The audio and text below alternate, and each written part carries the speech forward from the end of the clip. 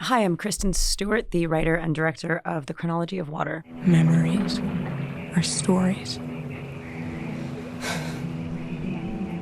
So you better come up with one you can live with. I am here with IndieWire in New York City to talk about this movie on the Filmmakers Toolkit podcast.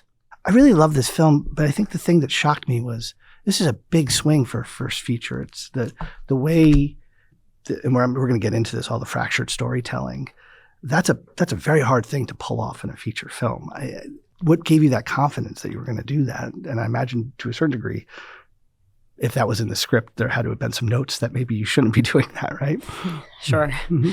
Yeah, don't take notes. I would have never made this movie. I was dissuaded for, many a year. I was convinced that the form of the novel was what was inspiring and not the sort of detailed plot. It was something that you can really project into.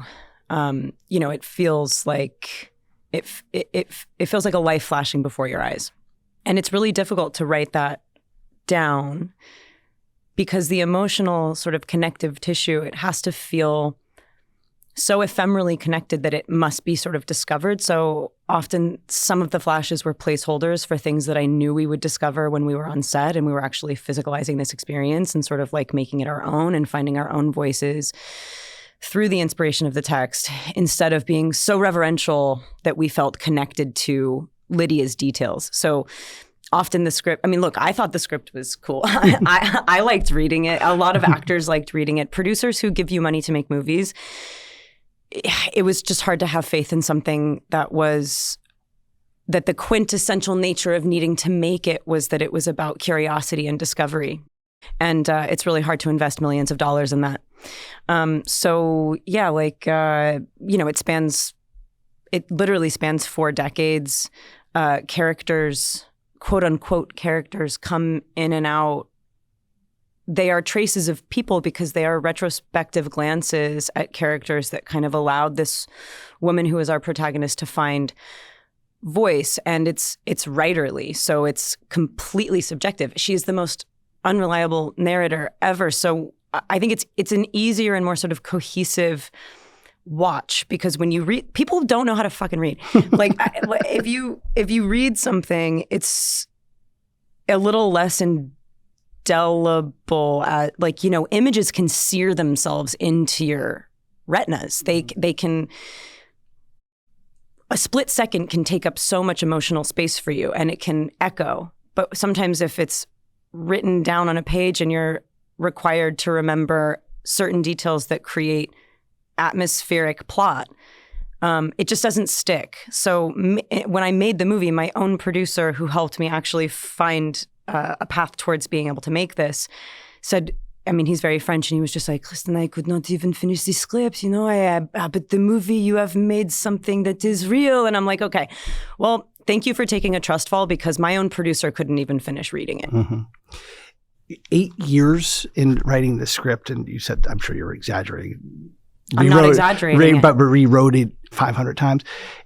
That is truly not an exaggeration. But I think there's something there where I think that gives to mind like a lean narrative or something. And I'm wondering, in watching this, how much of this is you making this film in your mind so many times? Because this is, it is the language of cinema. I think there's a thing here of like iteration. And I wonder how much of this in your way through is also finding how you want to make it.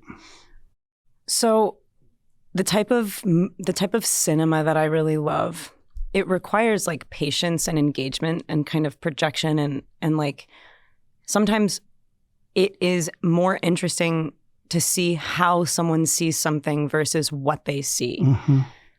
And it takes time and trust and patience to listen to someone while they're figuring out what they're saying. And I didn't want to make a prescriptive movie about these ideas. I really wanted to invite people into the film. And so, when I say I rewrote it 500 times, it's because it lived so many lives. It wasn't because I was being exacting or trying to sort of, at the same time, it is a precisely the mission statement is so precise that I wanted to make sure that I didn't sort of dilute her prose, like that I didn't make it so personal and experiential that it didn't also, look, I don't think the movie is moral and I don't think it teaches lessons, but I do think it sort of gives good advice. I think, there are aspects of the book that are sort of self-helpy and very directly addressing the audience. In this case, the movie kind of grows up as it progresses. Like, it doesn't even really barely know how to walk in the beginning. It's like limping around trying to figure out what its form is. And as our main character gets smarter and happier and loves herself more and gains a sort of wisdom, the movie becomes more composed as well. And so over that 8-year period, that process emulated that exact emotional structure that I just described. I did the same thing. I grew up to a point that I was able to make it. I grew up to a point that I was able to put my finger on exactly why it was an important story to tell. And the movie kind of has the same trajectory. Did you, obviously it's separated into these chapters, which, we're often cross-cutting between these 2-3 minute sections. Is that how you thought of this in terms of blocks? So the script was more densely written. And would it read like a traditional script? No. No, it wouldn't. No. I didn't think so. No, but we did remove basically everything that didn't work. Like, I mean, I could have made a 4-hour movie, but it wouldn't have been good. It was like the things that ended up surviving were things that felt so intrinsically like delivered in a state of like utter need.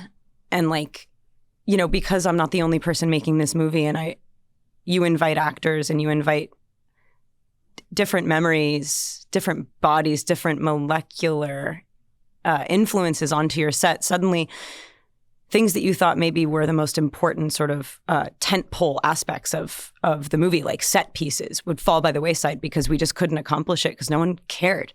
It wasn't what we were connecting to.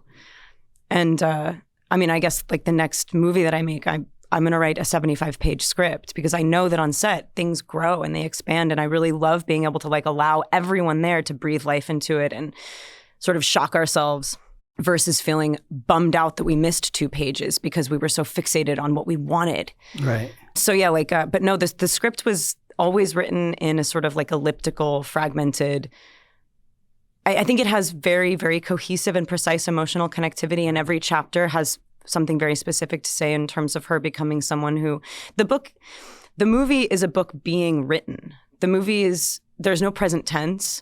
It's all sort of in retrospect, but then also like as if time doesn't even really exist. It's like how if you remember you're 7, there are shockingly striking images and feelings that can rush back into your body as if they are present as hell. Right. And so like I am my 7-year-old self right now. I am every person I've ever been if you let yourself drift into the sort of waters of your physicalized memory. And that's hard to do sometimes. It's like, we live in a world that's like so exterior. We're constantly thinking about how we're presenting in this moment. But when you make art and you really dig for something in order to find your actual voice, to excavate the things that define your desire, it just takes a lot of listening. And the movie listens to itself because the book encourages you to in a way that I find so unlocking and so radically,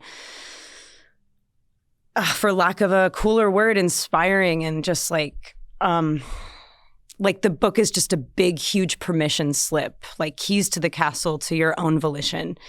And so like the movie just needed to like be so unwieldy, or else it would have been like, you should trust yourself. Let me tell you how to like, stay true to yourself. And then it would just be like an embarrassing self-help.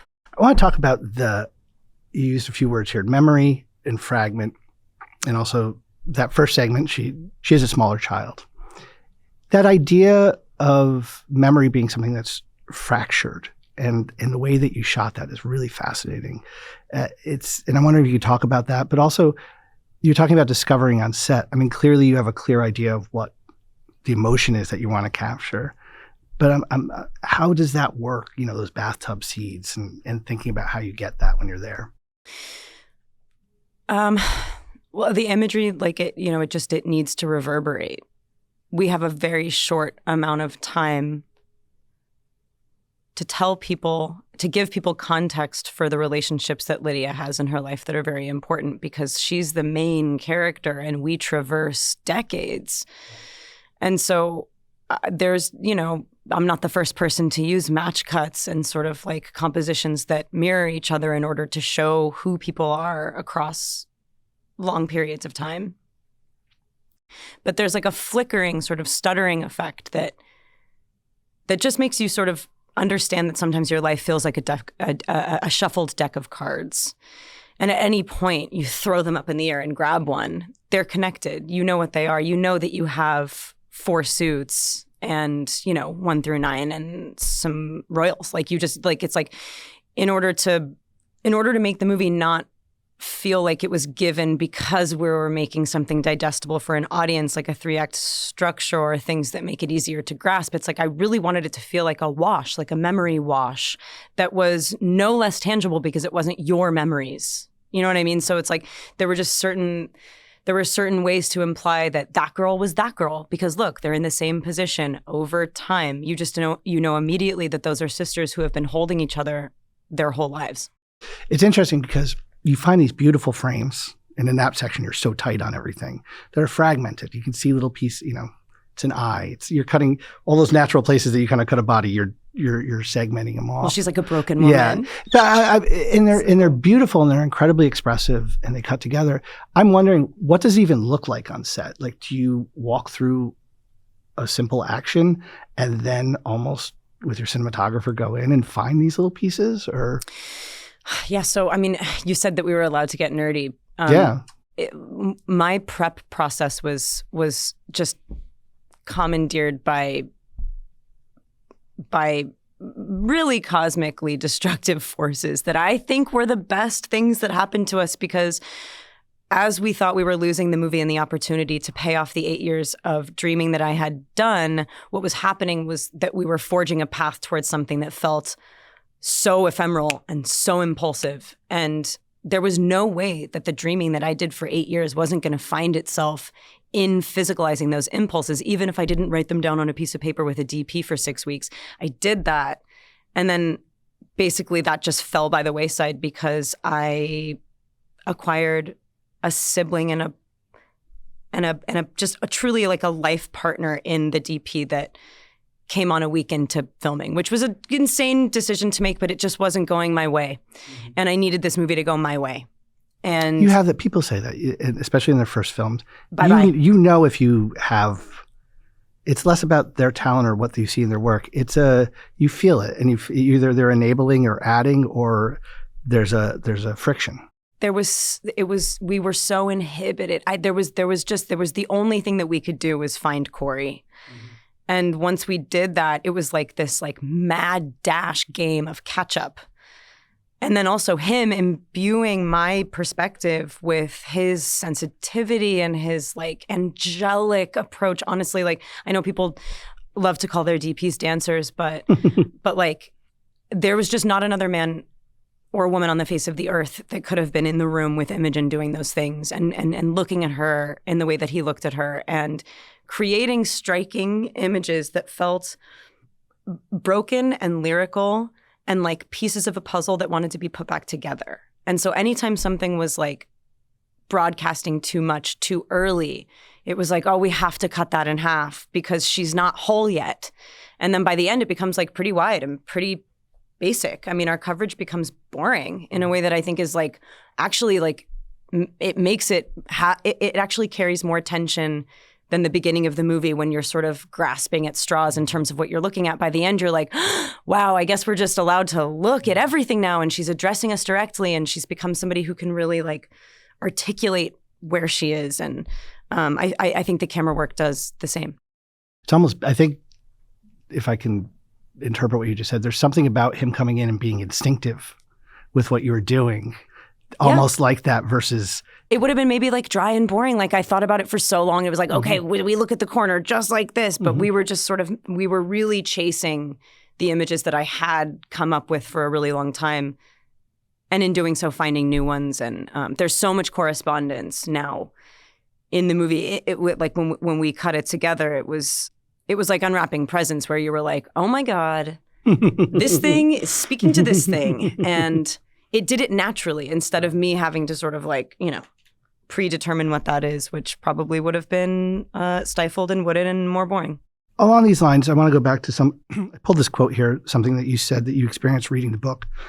And this is you on the book. It acknowledges our bodies in a way that I've never felt to be striking and so physical. And then you've also said, and this is something I 100% agree with, cinema is the closest thing that we have to a subconscious way of memory, of how memory lives in our bodies. That's a big part here, is something you felt something when you were physical, when you read this, and that was something that you wanted to express in cinema. Yes. Our bodies are so overtly politicized and consumed and gouged into by everything that we see and every voice in our head and all of the, and this is going to sound honestly invitingly alienating, but there are patriarchal sort of like godlike fatherly voices that really infiltrate the physical experience that we have as women. And having this person sort of like desperately dig into the depths of herself and bring you there in order to sort of find a way to shed light on the self. And just like all of the secrets that we keep, all of the ways in which we kind of like look down and bleed and cramp and itch. And I know that that's like a lot to take, but it's really not, you know what I mean? Like the things that we hide from each other, they really pull you under. And I've had so many people tell me how tough the movie is. And I also think there's just such an exuberance to Revelation. Like there's just such a bloodletting battle cry that feels so good to 50% of the population. And it could feel really, really good to more of the population. Mm-hmm. And like, I know that it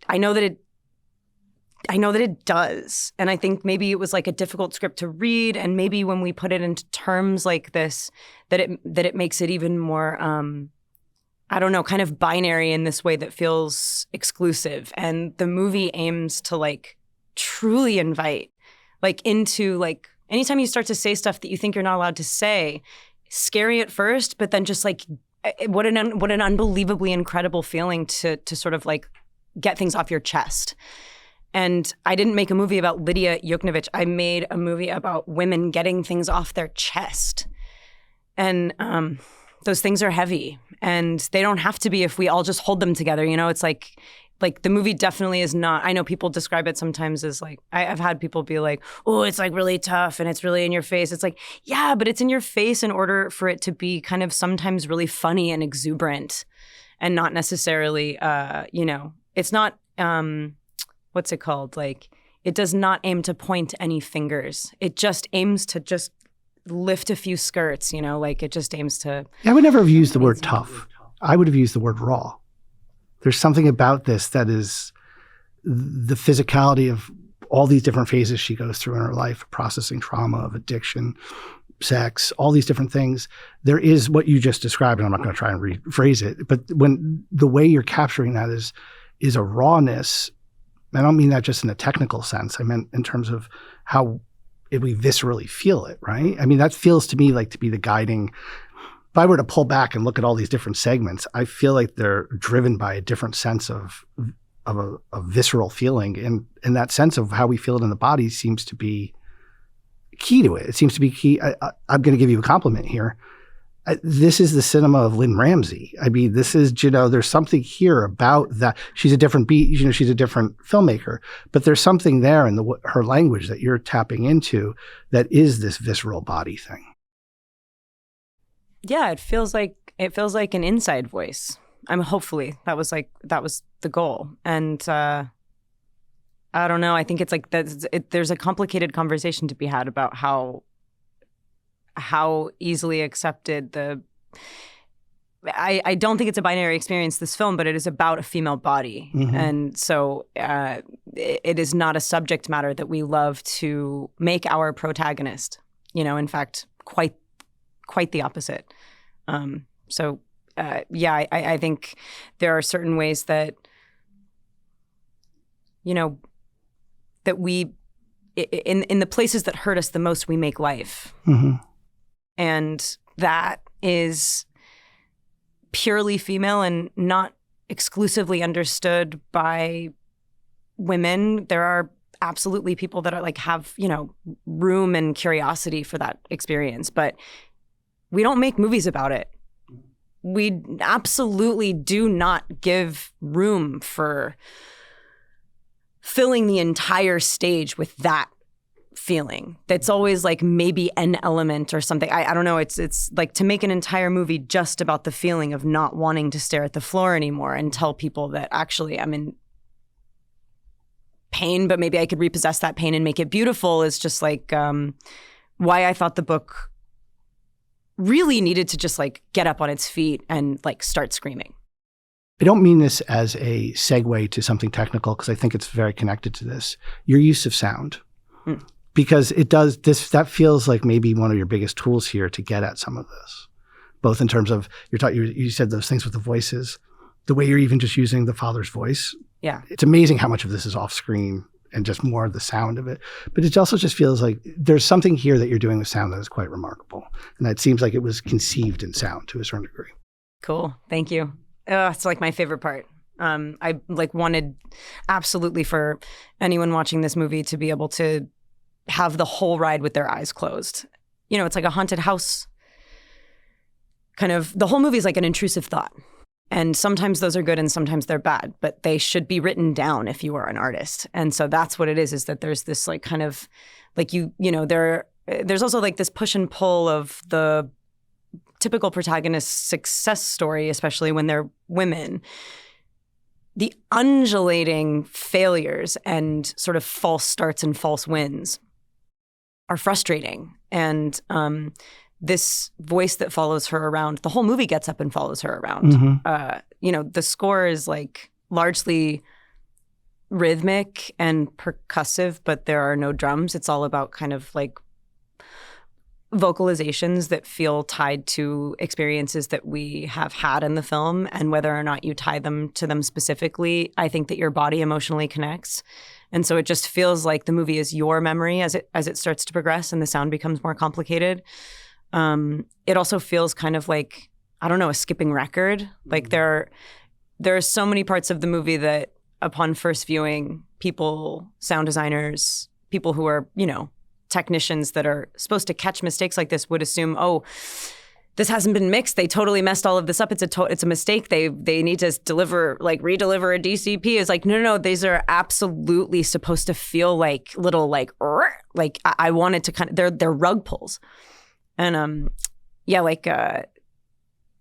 sometimes the sound of like the way you talk to yourself, the way you wish you could talk to other people if you were allowed to be the narrator, which occasionally she is, but I never wanted the voiceover to feel leading. I think female voiceover is we are just like really lacking in an externalized female perspective. Like I can't wait to make another movie. I can't wait to do like The Female Taxi Driver, where we just get like a real solid slew of inner perspective that never stops. Mm-hmm. And then we have like some, but what we did here was that we kind of made it so like, sometimes it's a self-soothe. Sometimes it's like a whisper in a best friend's ear. Sometimes it's self-assurance. Sometimes it's self-hatred, self-laceration. Sometimes it's the eternal echo of the voices that oppress the father, i.e. all of the men who bounce off of her until she finds, a little bit of light at the end when she learns how to love herself, and so she can then like let other people love her. But yeah, the You're sound mocking your own film here. No, but the sound was like, if I hadn't found somebody who was down to, and this is not to be rebellious at all, if I hadn't found someone who wasn't down to break all of the rules of process and standardization, we would have made a movie that was boring and didn't say what it was supposed to say. Because what you just said about all those things, some of those things happen in the same scene, in the same moment. Yeah. You can have, and I remember in the beginning, you have some beautiful standard voiceover, something, probably a beautiful line from the book. And there was the first time it happened, it switched and I was like, oh, there's something wrong with the sound. And it was, no, she's kind of muttering to herself now. Mm-hmm. And those two things it'll be recorded different. The performance will be different. And I think what you're kind of getting at is most sound professionals are kind of like, no, we don't have those kind of things juxtaposed to each other. And we don't this fragmenting that you're going for with your cinema. Yeah, because we're usually trying to tell. And so I wasn't trying to tell at all. I mean, this whole thing is, like you said earlier, it's about iteration because it's about writing. And whether or not you're actually somebody who puts pen to paper, processing is expression. Even if you're not saying it to someone else, you're talking to yourself about the things that you're remembering. She happens to put it on paper, but there's like a line that's not in the movie, but that is in the book, that it's like every time you put something into words, you get further from the truth. Every time you put a memory into, you articulate something, it becomes subjective. You do it again, it becomes even more subjective. It changes every single time. So it just kind of insinuates that your reality and your experience is malleable. The way that you view things is in your hands. You can change it. It's like your life is clay. And if you don't understand that, then you will, I mean, like, you know, there are things that happen to you in life that could sort of forever define you and paralyze you. And so the reason the movie always kind of stutters, changes its mind, rewrites something, it's about revision. It's about feminism. It's about being like, my life. We can't show this, but I just want to, if I ever teach another class on sound, I'm going to use a piece of your film, because there's a moment in the beginning with the trauma, and I think it's like a plate. It's like a tapping. It's noises that are removed from abuse, but they're clearly memories. And there's an element here of how they there's something about those recordings and how they make us feel that I instantly know these are sounds that she's remembering from this. And this is a haunting memory. It's not like instrumentation. Yeah. And it's crazy how, I mean, normally that's not how it's just beautifully expressive. Thank you. You're going through a lot of segments of her life, and they are going through chapters, and there is a backwards and forwards, but there is a general forward momentum of, you know. For sure. Yeah. For sure. No, I mean, we start at the beginning, we get to the end. I feel like we just dug in quite a bit to that first section. I'm wondering how you thought about your use of sound and cinema as it evolved with her. You know, because it feels like, is that how you thought about it? Like, I'm going to change. I mean, there's certain things that stay consistent throughout, but is there an element of, I'm in this section now, I'm in that section now, I could be a little wider, I could be stiller? Did you think in terms of that, in terms of where she was in that journey that she was on? I think generally speaking, I wanted the beginning so there's like a sort of prologue, and I wanted to ambiguously lay the groundwork for the central metaphor.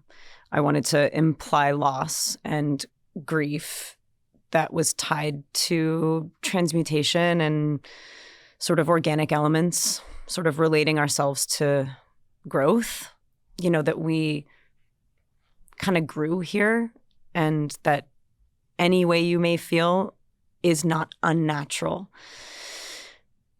And then we kickstart the movie into a kind of like what at first feels like a flashback, I guess. But it is very clumsy because those memories are very far away from her. They're kind of buried. They're sort of like suppressed.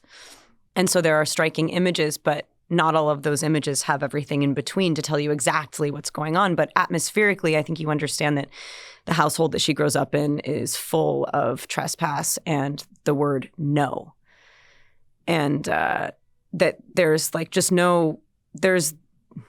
there's no groundwork for like self-value. There's no, the women are possessions. And as she becomes somebody who can possess herself and sort of repossess language and let it draw her life, the movie does become more composed because she becomes smarter. She becomes somebody who's like, you know, and also because those memories become closer to the surface, you can remember what you did when you were 30, but when you were 7, it's obviously going to look different in your mind's eye.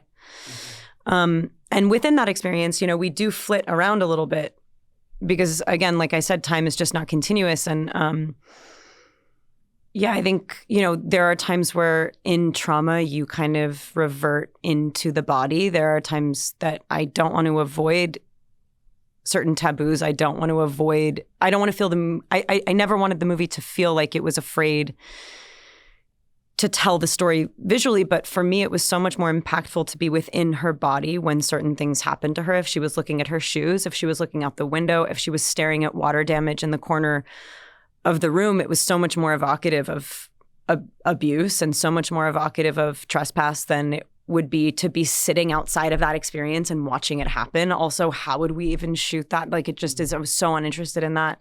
And so then as she gets older, there are times when things become too tough and we just revert into the body. All we see is what she sees.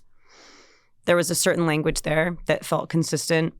And then at the same time, there's also just sort of like just by nature of shooting on 16, you get to tear the frames apart because sometimes you roll out and you're not allowed to shoot anymore. The moment's over. It turns red, you're done. You know, it's like you can really like shove yourself into the little gaps of time in between those 24 frames per second. Every single picture, it's a different memory. And so largely the reason that we shot on film was not because it's like, you know, analog and cool and like, you know, grainy. Fuck a grain. I don't care about that. I wanted to take pictures so I could like rip them up like it's a photo album. So that like that informed the whole visual sort of encapsulation of like not what something looks like on the outside, but what it feels like to remember everything. The act of ripping up and then reconstructing seems to be the thing here. It's like, it seems like she's piecing together her story. Like that seems to be the thing, is everything is this fractured and there is this memory and there is this dealing with trauma, but it also feels like it's a story of reconstruction to a certain degree that you're mirroring. Yeah, 100%. Reformat your life. You don't like it, change it. You know what I mean? Like that's the whole thing about art, is that you can kind of redesign perspective and experience. And the movie would have been so boring if it was about a swimmer who like, you know, has daddy issues and then like didn't die from a drug overdose and had a kid. It's funny, when I read the log line, that was what I was like, uh-oh. Yeah, I know. I mean, that's how people describe the movie. And I'm like, that's not what it's about at all. Let's talk about Imogen for a second. I mean, she's fantastic, so good choice.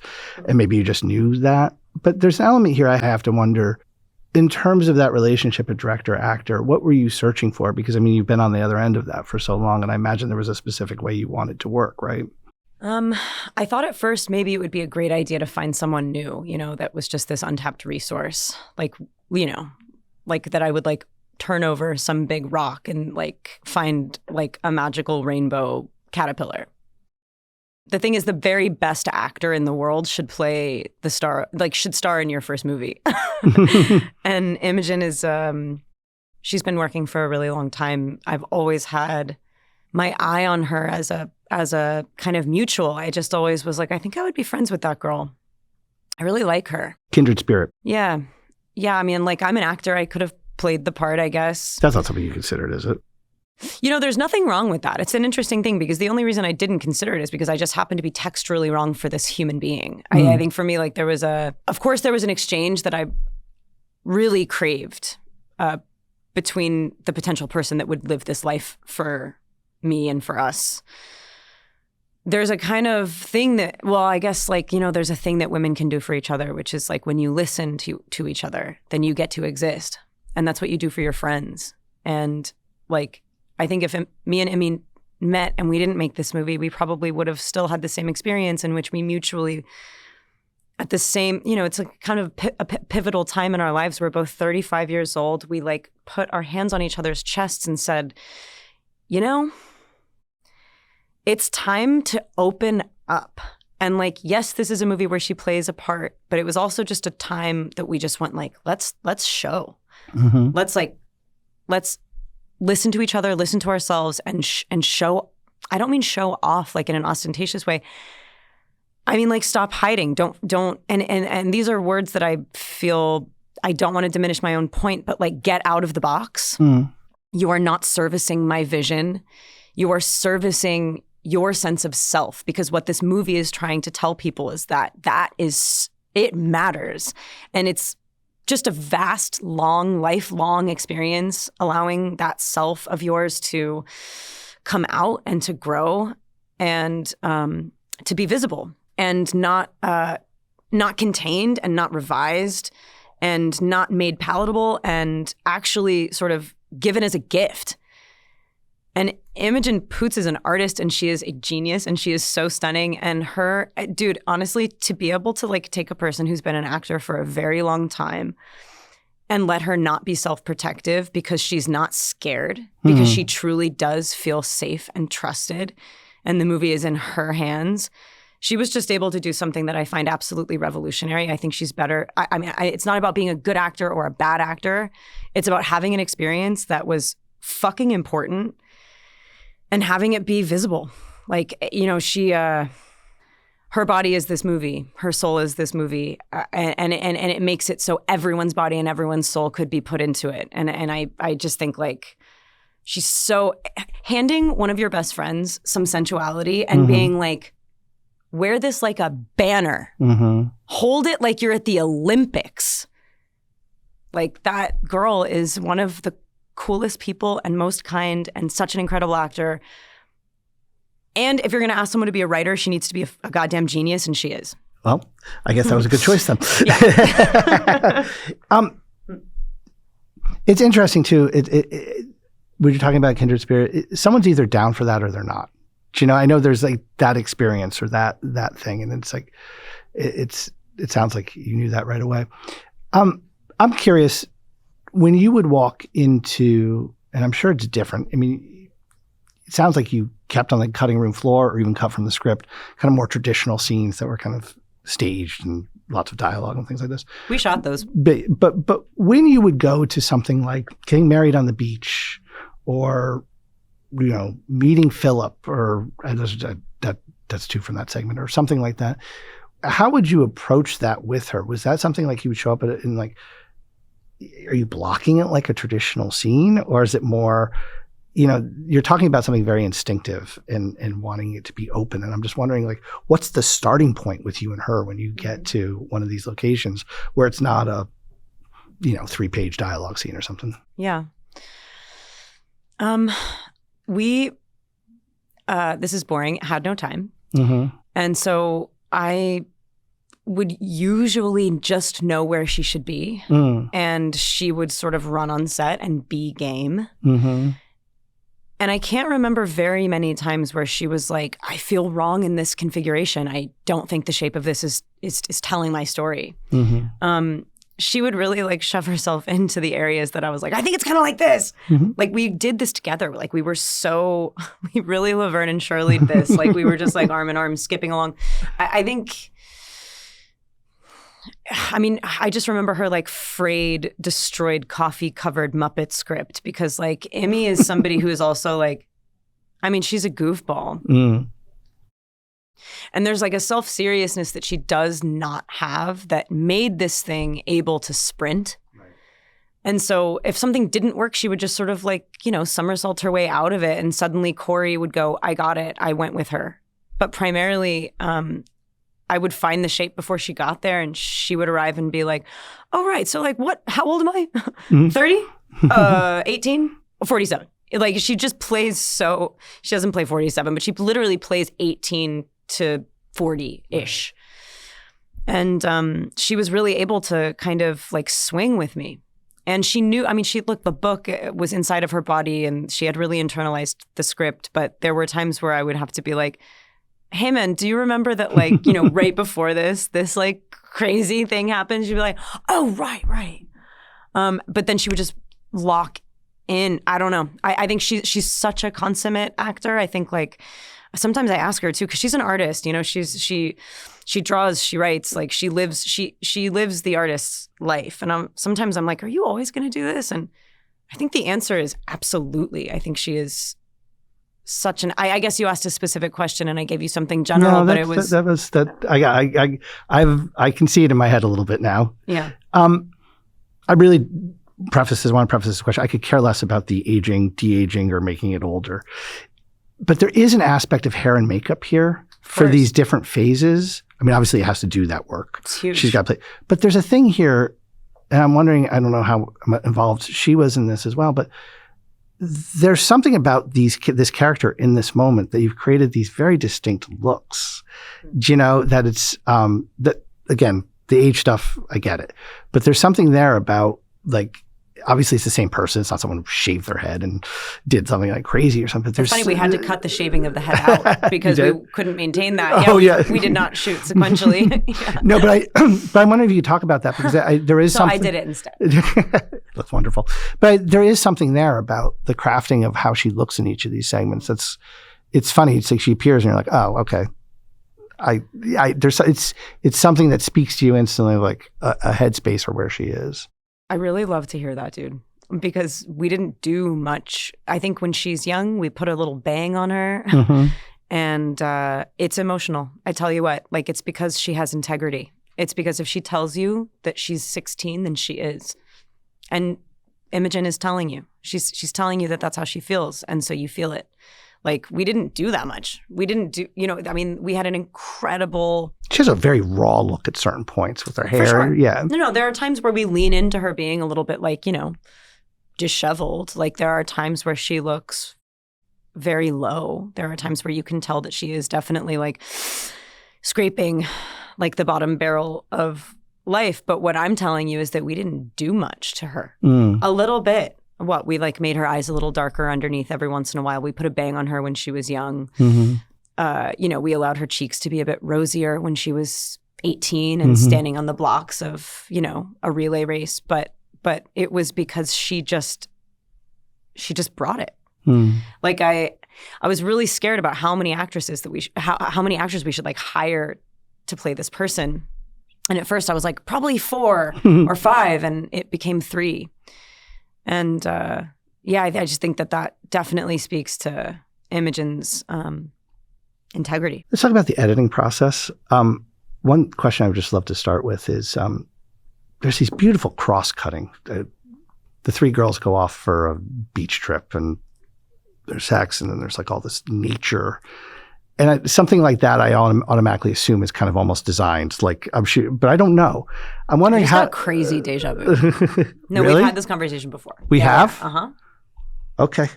All right. Go on. No. I think this is the first time I've talked to you. But I'm curious how many of those combinations were planned versus discovered, in the editing room. Yeah. God, let me think of a percentage. If I were to exclusively address what I lovingly call the girly, I've cursed in this interview before, but maybe I shouldn't do it again. No, use the term because I don't think we have it on tape. Oh, great. So I had a whole deck for this sequence, and it was called the fuck deck. And then we were like, okay, girly fuck trip. It has to just soar. It has to seep and bleed and soar and like gush and surge and like feel so organic and so inviting that by the end of it, you go, we grew here. And there's also a kind of like loving, understanding, mutual tenderness that when our main character turns that down kind of halfway through the movie, that you feel like this was another false win, like this was a real false victory. And so this was like something that I wanted, people talk about the female gaze a lot, and I've been an actor who's been looked at a lot, and I happen to be female, and now I'm like stepping behind the camera, and it was just, without exterior expectation, I just had it for my own personal self so much. I really wanted to make something that felt not just poetic and like internalized, but truly organic and sexualized, but also just sort of like nature. Like we are, like it's just our true natures. So, we didn't even shoot those nature elements until months and months after we finished physical production. And I was so scared that we weren't going to be able to find shapes that emulate body shapes that emulated oceanic experiences outside, rock formations, traces in the sand, the ways that water cuts through and sort of makes like architectural narrative, that like we're just like that. So it was a big deal, and I I'm so glad that ultimately it did work. Like I was like finishing the movie, trying to like shove it into the Cannes Film Festival, barely finished and like screaming naked. And then my DP was like out with my producing partner, Mairead, and she was like, she knew exactly what we needed because she was with me every second. And like, they went and got as much as they could. And then we like tried to shove it together. 2 days before we delivered this movie, we were working with like 3 additional editors to make sure that sequence existed.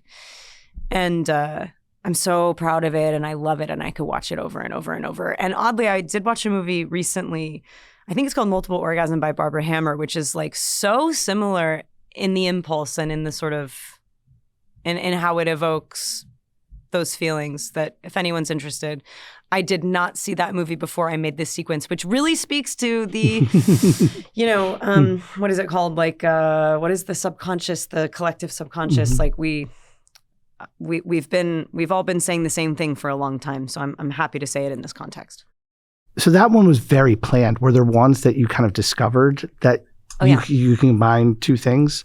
I'm curious. I imagine this film obviously is a big edit, but I am curious how much of this is discovery versus, these 2 things actually go really well together, which would make sense because you filled them with the same spirit.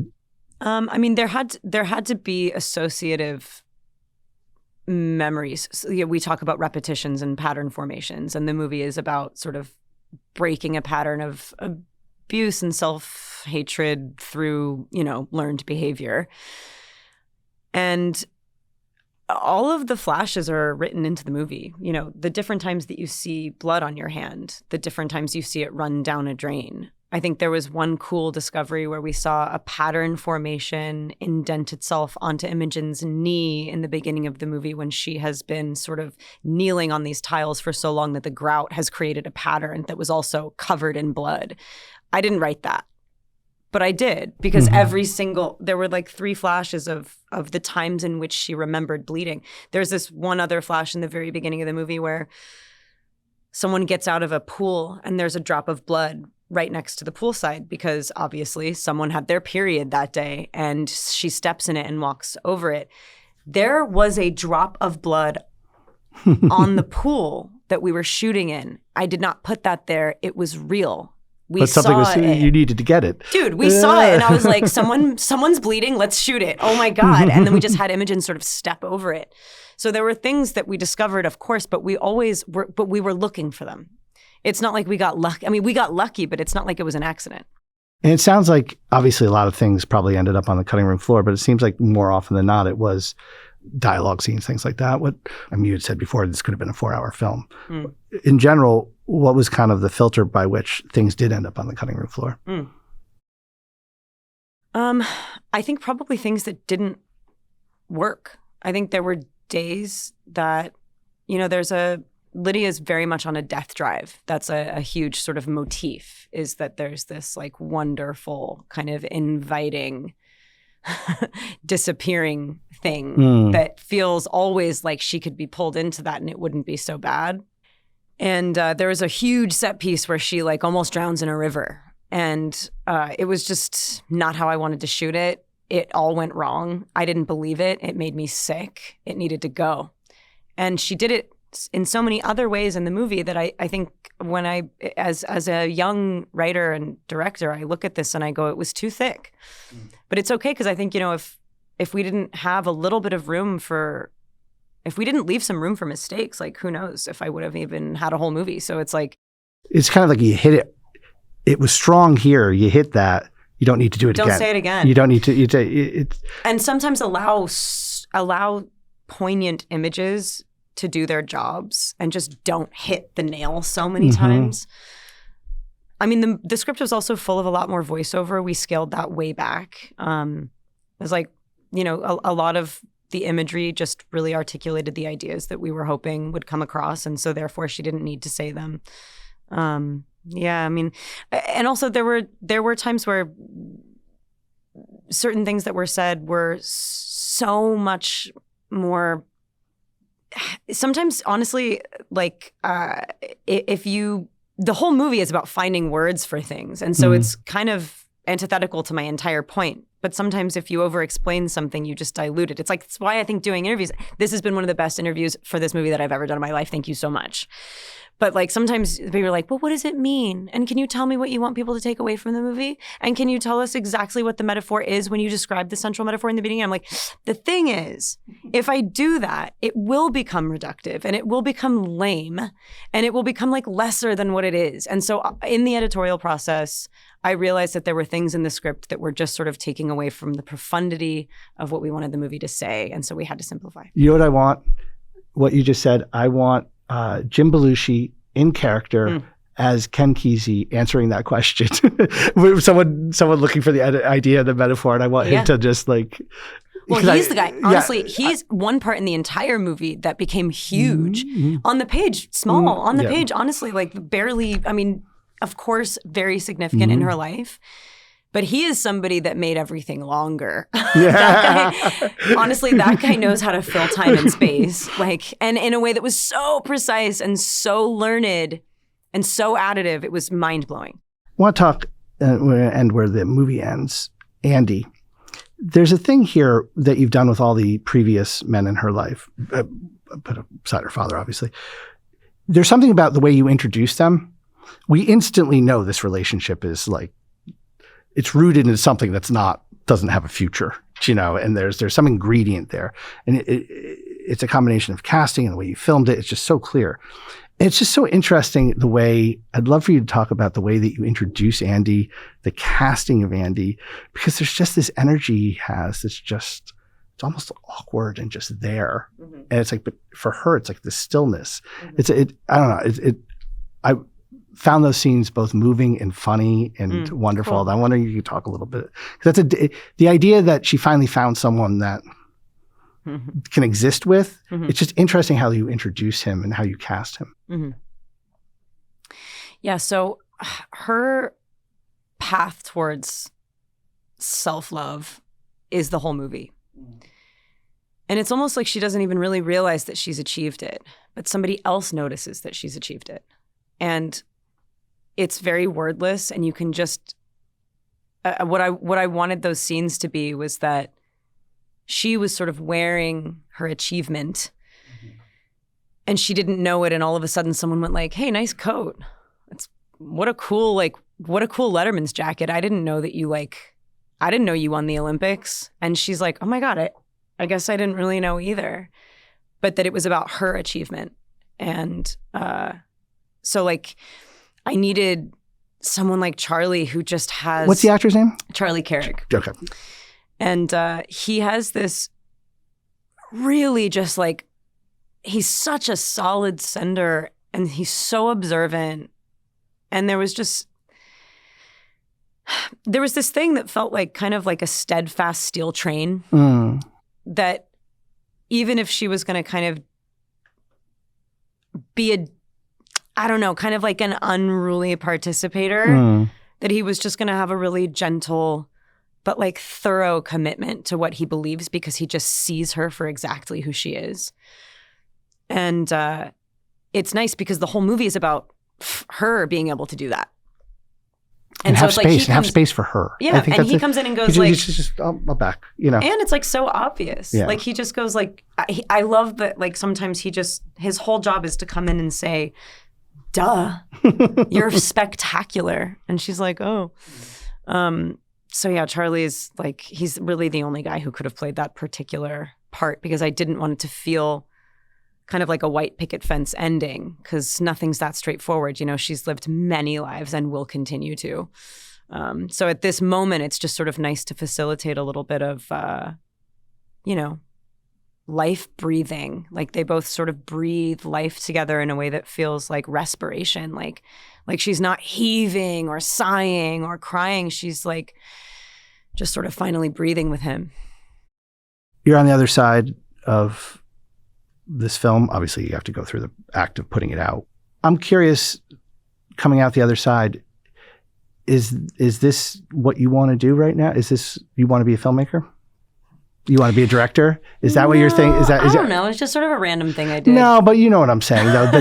No. What I meant, though, is that this is, you're already thinking of the next one. You're already it's like. Yes, absolutely. I'm dying. In fact, I really like, it's such a blessing to be able to watch this movie, have a relationship with the world and with individuals and see that evolve and whatever. But I'm like, yeah, I mean, I've been doing this for a bit. I'm like so ready for the next one. And does it make you want to act, or does it make you more happy to be not in front of the camera? It's tricky.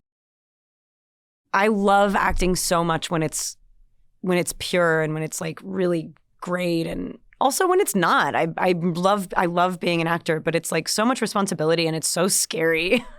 And it's like I have a different feeling when I'm grabbing something and lighting fires and laying out the bases and hitting the shit out of them. It just feels like kind of where I want to be right now. And that I've been like kind of raring to go my entire life to do that. And having said that, there's also such a distinct relationship between acting and directing for me. I think that my favorite movies, I can see the director in the scene. I mean, they're scene partners. So I don't know, man. Like, I would love to direct something that I was in. I would love to keep. Yeah, I think I'm going to drop out of everything I've ever attached myself to and just try and focus on the next 3 things that I want to make, because it's like holding like these like balloons full of like really aggressive helium. And I'm like, I don't want to hold on to these anymore. I want to see where they float off to. And like, acting is very time consuming, and I'm so lucky to be somebody that still gets hired to do that. But I really want to start doing the hiring. Well, can't wait for the next one. Congratulations on this. Thank you.